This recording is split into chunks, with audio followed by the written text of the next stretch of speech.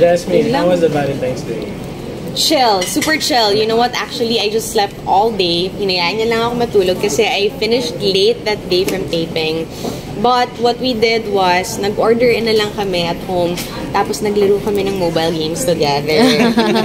just so that we spend time together. Techie. Oh, diba? In line with this. Call of Duty Mobile. Diba? Hindi ko na-ingit just na parang ate mo already, masaya na, and then may pamangkin. Hindi naman. Actually, in-enjoy ko ng bonggang-bongga yon kasi at least there's no pressure for me to have my own child yet. Na-enjoy ko pa yung learning process. Paano ba ito? Naku, ayan yung mga kailangan mo palang i-sacrifice or pasantabi kapag parent ka na, diba? So, I think na nabubuksan din yung mga mata ko sa kung ano dapat enjoyin ko ngayon na I'm still single technically, no? We're not married yet and wala pang kids. So, dito muna tayo sa mga pets. Yung mga pwedeng kontrolin kung kailan kakain, diba? Hindi mga magangawa na gutom na ako. Kamusta ka bilang tita? I think I'm a fun tita, pero kung tutuusin talaga, ang mas na-enjoy makasama ng pamangkin ko is si Jeff more than me. So, at least pagka nandun kami, pag bumibisita kami, siya yung kalaro, ako yung nagpipicture, ako yung chill-chill lang doon. Fun tita, pero chill tita. How many pets do you have and how do you make time for them? I have 3 pets, 2 dogs and a cat. And wala talaga intentional every day. If you have to wake up earlier to walk them, to feed them. Minsan pag may taping ako, no, naiiwan sila sa bahay, nilalakad at pinapakain ko muna sila bago ako mag-drive papuntang taping. Tapos ganun din pag uwi, lakad pakain din para naman take care of them, you know. It's part of your routine na rin. Pumunta naman tayo sa role mo as Christy. Nag-trend yung episode ng pagtakas mo. So dito sa dito sa A Glimpse of Forever, ano naman yung tinatakasan ng character? Yung totoo. Tinatakasan niya yung totoo dito kasi ayaw niyang harapin na ito na talaga yung taong kinumit niya yung sa sarili niya at ito yung problemang hinaharap nila kasi feeling niya mare-resolve niya yun sa sarili niya lang. Pero minsan kasi hindi tayo yung problema eh. Minsan it takes 2 to tango and solve the problem, diba? Naging ganun ka ba in real life? Parang tumakas sa katotohanan. Nag-try. Pero hindi natin natakasan eh. So, hinarap ko na lang ng bonggang-bongga. Pero ang hirap pa. Like, talagang siguro ilang buwan akong down and troubled and confused kung tama ba talaga yung sitwasyon ko sa buhay ko. Just refreshing ba na nakakapagmura ka sa movie? Hindi mo nagagawa sa teleserye? Oo bawal talaga sa teleserye. Masarap magmura pagka-pelikula kasi mas free ang ang scope of language mo. Pero may mas matindi pa akong ginawa in the past sa general admission. Talagang PI! Ganon. Pero eto, it's nice kasi gusto talaga ni Direct JP dito malutong yung yun yan. Parang nawala yung form nung pagkababae niya. Diba? So, just birthday na ng ate mo sa 17. Oo nga, uuwi na ang mga OFWs. Diba? Sasamahan mo ba siya sa pag-watch ng The Eras Tour ni Taylor Swift? Hindi. I have to stay behind. May mga taping schedules tayo. Pero okay lang yan kasi doing well naman ang asawa ng asawa. Your birthday wish for your ate? Of course, for her family to always be happy and abundant in love and good health. Anong pakiramdam maging nanay si Gina Alahar?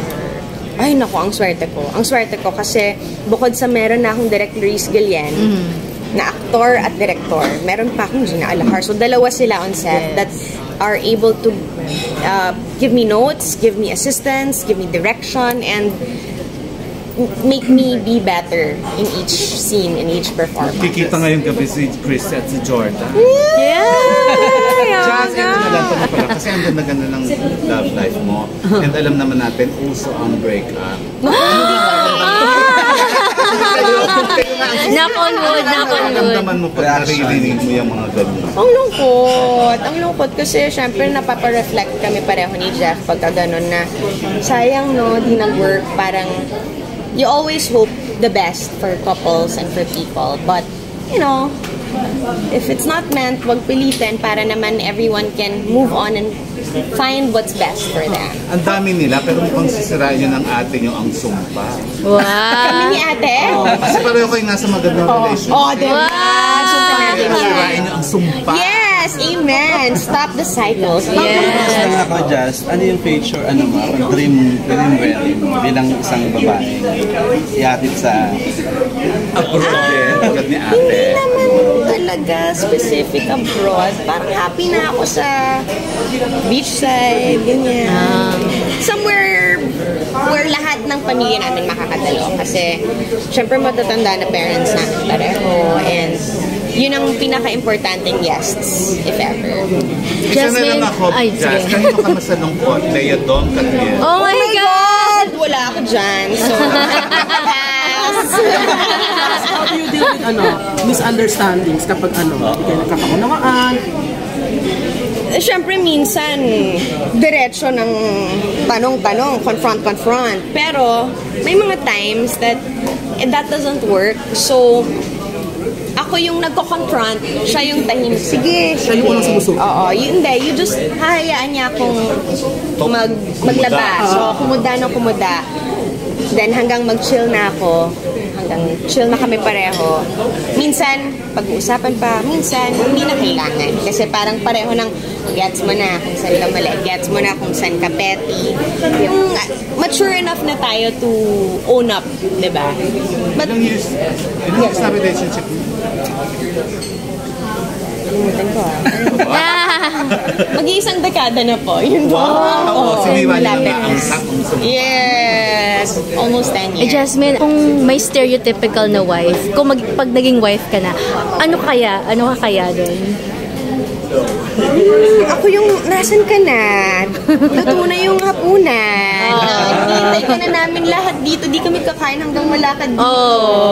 But,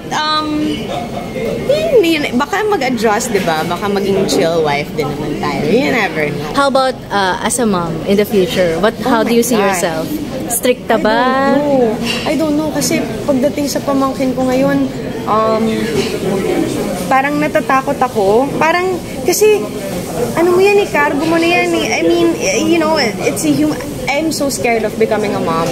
Kasi para siyang ibang responsibility. Hindi na ikaw. Hindi na lang ikaw. And anything goes wrong, may maturo kang mali, parang makakonsensya. Ang bigat ng konsensya ko. Parang yung gano'n, nandun na ako, wala pa. Hindi pa ako buntis, nandun na ako sa konsensya ko na mag-perform ng gano'n. So, hopefully, mas-strengthen ko yung self ko when that time comes because I'm sure there's heavier struggles in becoming a mother than that. Last na lang, nakikita ba siya sa forever mo? Sino siya? Charin! Si Jeff? Yeah. Oo naman. Year 1 pa lang. Wow! Second Nice. month pa lang. Wow! Second day pa lang. Joke lang! what's something special about you? Hinahayaan niya po ako na maging sarili ko. Kahit na in progress pa rin. And I think yun na important value yun as partners. Kasi we never stop growing or changing. Bye, Direk. Love you po. We never stop growing or changing. So, kailangan sa mag-asawa, ganun ang nangyayari, di ba? Hinahabaan yung pasensya. So, yun ang best quality niya. And yun yung kailangan ko sa isang partner. So, nahanap ko na siya. So, please invite them na. So, everyone, if you also want to have a glimpse of forever, like I do, yes! Please watch A Glimpse of Forever on March 6 na po yan, showing in cinemas directed by Jason Paul Laksamana.